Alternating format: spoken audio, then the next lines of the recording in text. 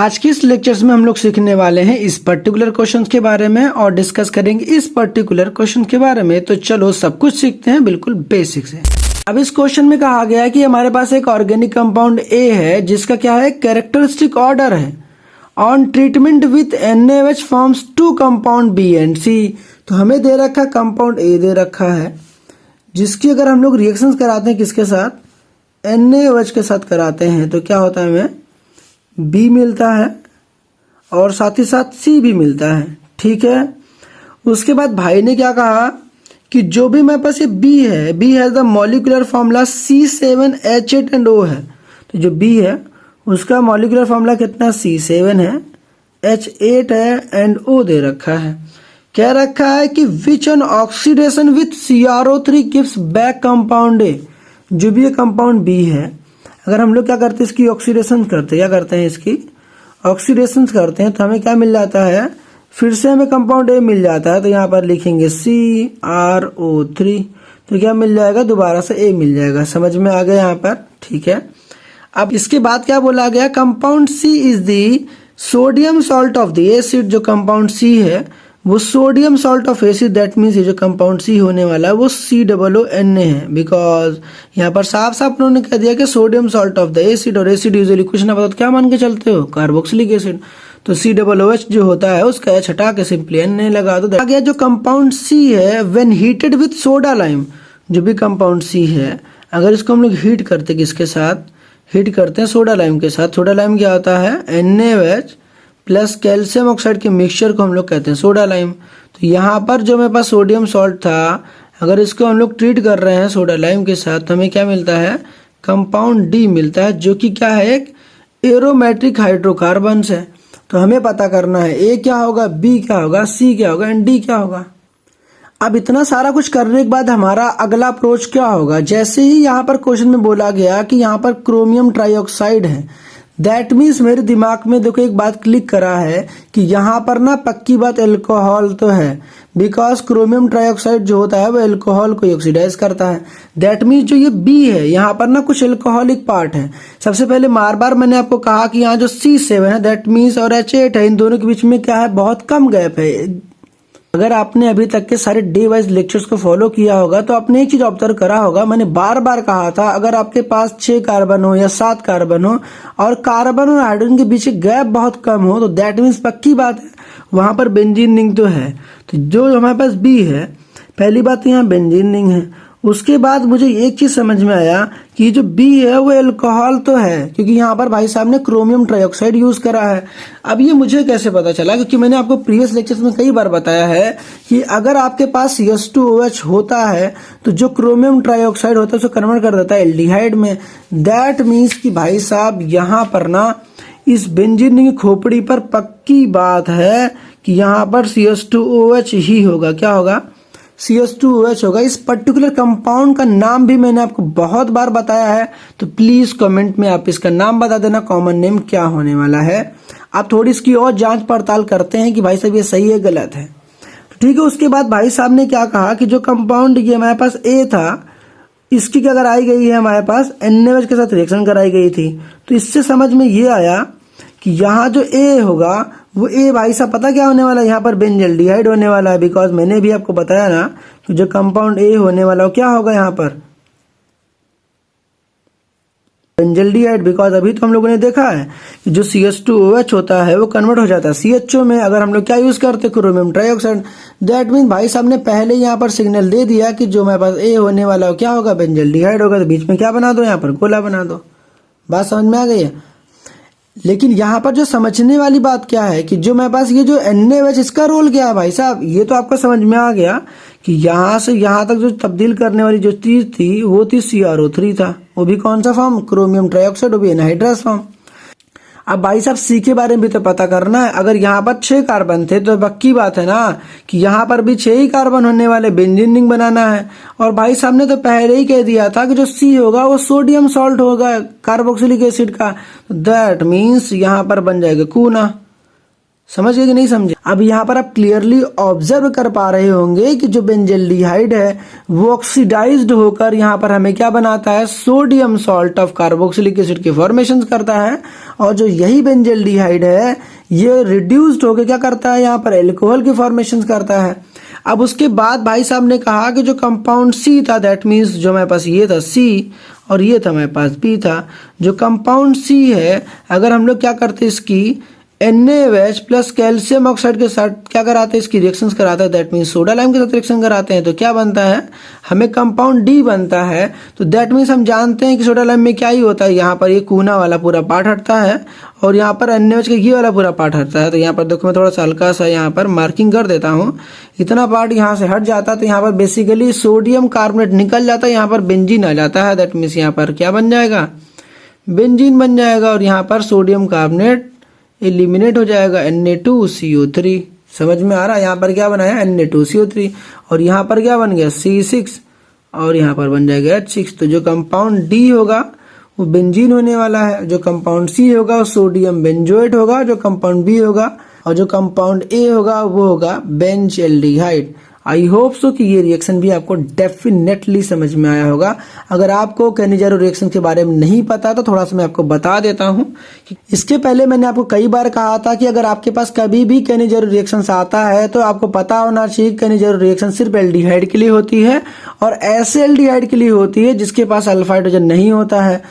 Cannizzaro reactions में हमारे reagent क्या होता है, कंसंट्रेटेड NaOH होता है। मैंने आपको बार बार कहा है कि अगर आप क्लास 12th में हैं, आपके पास कैनिजारो रिएक्शंस आता है तो आपको सिर्फ दो ही कंपाउंड प्रैक्टिस करनी है, पहला फॉर्मल्डिहाइड और दूसरा बेंजल्डिहाइड। इन दो कंपाउंड्स के अलावा कैनिजारो रिएक्शंस आपके बुक में कहीं ना दिया गया ना आपसे पूछेंगे। आप इन्हीं दोनों कंपाउंड्स का आपको मॉलिक्यूलर फॉर्मूला से लेके सब कुछ अच्छे से प्रैक्टिस होना चाहिए, तभी आप क्वेश्चन में अच्छी ग्रिप बना पाएंगे। बेसिकली यहाँ पर होता है कि जो CHO है एक बार कन्वर्ट हो जाता है CH2OH में और यही जो CHO है सिर्फ इतना वाला पार्ट कन्वर्ट हो जाता है कूना में और रेस्ट जो पीछे वाला पार्ट होगा जो डिस्कॉपी रहेगा। यहाँ पर जो CHO है एक बार कन्वर्ट हो गया CH2OH में और यही जो सेम CHO है वो कन्वर्ट हो गया कूना में, दैट मीन्स ऑक्सीडाइज्ड होकर सोडियम सॉल्ट बन गया। तो बस यही सिंपल सा कैनिजारो रिएक्शंस के बारे में एक बेसिक आइडिया था। अब इस पर्टिकुलर क्वेश्चन में हमें कहा गया है कि कंपाउंड ए है जिसका मॉलिक्यूलर फॉर्मूला C2H6O है, इसकी ऑक्सीडेशन कराई जाती है बाई PCC, जिसका मॉलिक्यूलर फॉर्मूला कितना है C2H6 और क्या दे रखा है, O दे रखा है। इसकी ऑक्सीडेशन कराई जाती है बाई PCC। तो ये बात तो समझ में आ गया कि यहाँ पर भाई साहब जो कंपाउंड ए है इसकी ऑक्सीडेशन कराई जा रही है PCC के थ्रू और जैसे PCC दिख गया और यहाँ पर 2 कार्बन लिखा है तो मेरे को समझ में आ गया जो ये हमारे पास ए है वो अल्कोहल है। आप डे वाइज सारे लेक्चर्स को अच्छे से फॉलो कर रहे होंगे तो आपको मैंने बताया था कि जो PCC होता है वो कहाँ यूज होता है, अल्कोहल में यूज होता है। तो CH2OH को कन्वर्ट कर देता है CHO में। अगर हमें ये बात क्लियर हो गई कि जो ए है हमारा अल्कोहल है तो ये बात तो पक्की है ना कि भाई साहब 2 कार्बन की अल्कोहल ही होगी। तो 2 कार्बन के अल्कोहल का मतलब क्या होगा, एक लिखो फिर दूसरा कार्बन लिखो, एल्कोहल है दैट मीन्स यहाँ पर OH होने वाला है। कार्बन की वैलेंसी सेटिस्फाई करनी आती है तो भाई साहब यहाँ सिंपली कार्बन की वैलेंसी सेटिस्फाई कर लो। तो यहाँ पर कार्बन की एक वैलेंसी है तो यहाँ पर क्या हो जाएगा CH3, यहाँ पर हो जाएगा CH2 और यहाँ पर हो जाएगा OH। तो बेसिकली जो ए है हमारे पास क्या है, एथिल अल्कोहल है। अगर PCC के साथ इसकी ट्रीटमेंट करते हैं तो क्या बन जाता है CH3 बनेगा और यहाँ पर क्या बन जाएगा CHO बन जाएगा। भाई साहब यही तो बनेगा ना, तो आगे पढ़ लो भी तो समझ में आ जाएगा। Which on treatment with aqueous alkali, जो भी कंपाउंड यहाँ पर ये बना, ठीक है, इसकी क्या करते हैं हम लोग, एक्वस अल्कली के साथ ट्रीटमेंट करते हैं। एक्वस का मतलब हो गया आपके पास डाइल्यूटेड, तो यहाँ पर डाइल्यूट हो गया। अगर आपको ये कभी पता ना हो कि ना अल्कली किस अल्कली की बात कर रहे हैं तो भाई साहब अल्कली के नाम पे आपके बुक में ना सबसे फेमस क्या है, NaOH और KOH है। तो मान लिया कि भाई साहब यहाँ पर मेरे पास डाइल्यूट NaOH दे रखे हैं, ठीक है। इसके बाद क्वेश्चन वाले भाई साहब ने कहा है ना कि जो मेरे पास ये कंपाउंड बी बना है इसकी हम लोग ट्रीटमेंट करते हैं विद एक्वस अल्कली के साथ और साथ ही साथ इसकी हीट भी करते हैं और क्या देता है, कंपाउंड सी देता है। तो यहाँ पर सी मिलता है। अब जैसे ही भाई साहब आपको ना डाइल्यूटेड NaOH दिख गया और साथ ही साथ एरो के नीचे हीटिंग दिख गई तो आपको डेफिनेटली समझ में आ गया होगा। तो भाई साहब ये जो है कि स्पेसिफिक रिएक्शन है, उस स्पेसिफिक रिएक्शन का नाम क्या है, एल्डोल कंडेंसेशन। कुछ याद आया, याद तो आ गया होगा ना। तो अगर कंपाउंड सी अभी तक नहीं बना है तो सबसे पहले मैं आपको एक थोड़ा सा क्लिप दिखाता हूं जहां पर मैंने आपको प्रीवियस लेक्चर्स में बताया था। तो इस वाली वीडियो को देखो, उसके बाद में फिर आगे कहानी शुरू करता हूं। आप सबसे पहले इस मॉलिक्यूल को 2 बार लिखो। पहले वाले मॉलिक्यूल का फंक्शन ग्रुप ओपन करो। तो यहाँ पर मैंने पहले वाले मॉलिक्यूल का फंक्शन ग्रुप ओपन करा तो समथिंग लाइक दिस। तो यहाँ पर हुआ डबल बॉन्ड O और यहाँ पर हो गया H। आपको इसी सेम का दूसरा मॉलिक्यूल को लिखना है, बट यहाँ पर आपको एक अल्फा हाइड्रोजन को खींचना है। तो कैसे खींचना है, यहाँ पर H लिखो, फिर यहाँ पर लिखो CH2 और यहाँ पर हो जाएगा CHO। तो एक बात तो समझ में आ गया होगा कि आपको पेपर में एक ही मोल दिया होगा, बट आपको कंसीडर यहाँ पर 2 मोल करने हैं। पहले वाले मोल का आपको फंक्शन को ओपन करना है, दूसरे वाले मोल का एक अल्फा हाइड्रोजन खींचना है। तो यहाँ पर जो ये अल्फा हाइड्रोजन है, इसको क्या काम करना है, यहाँ पर इसको यहाँ पर ले जाकर अटैच कर देना है। तो यहाँ पर जो कंपाउंड A बनेगा वो कुछ इस प्रकार से होगा। तो यहाँ बन जाएगा CH3, यहाँ पर हो जाएगा C और ये हो जाएगा OH। रेस्ट ऑफ द जो भी पार्ट है उसको एज इट इज यहाँ पर चिपका दो। तो यहाँ पर हो जाएगा CH2 CHO और ये जो नीचे वाला था इसको एज इट इज यहाँ पे चिपका दो। तो this is your compound A। तो ये जो कंपाउंड A हो गया ये हमारा आ चुका है। तो ये हो जाएगा मेरे पास 3 हाइड्रोक्सी, नाम लिखना है तो लिख लो, 3 हाइड्रोक्सी ब्यूटेनॉल हो जाएगा। अब ये जो कंपाउंड A बना है इसकी क्या काम करना है, हमको इसको हीट करना है। तो हीट करने के बाद क्या होता है, यहाँ पर पानी निकल जाएगा।